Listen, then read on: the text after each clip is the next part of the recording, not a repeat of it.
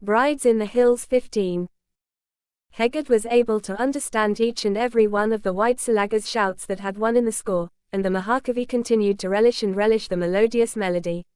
So much so that his emotions had grown through each and every sound. Darkness began to flow into light.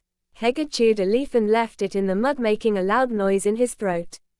The master's voice, disguised as a cough inside the man, was like an alarm in the old house. Those who were sleeping in the sod house and the tiled house were awakened by the sound of doing household chores. The country dogs who were sleeping in the ashes of the stove were also disturbed. As the old Huvi, who came with a wooden cub to the barn for the duty of cleaning the barn, called Habaha, "What did you know?" The dog did not wake up because of the barking. Subana Heged wrapped his short, gaunt body with a black blanket up to his knees, beat it firmly and went down to the yard.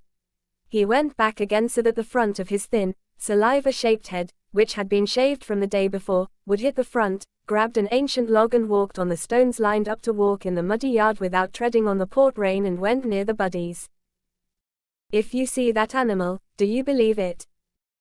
The sheep and pigs started to run into the corner of Odi, one after the other for the pleasure of removing the door, while the chickens were jumping and jumping, and the pigs started running around, sneaking around. Subana Heged looked at his silent family for a while as if with joy, and stood thinking about which Odi to go to first, and at last he moved towards the piggery, considering the well-being of the fat man who had been hidden earlier.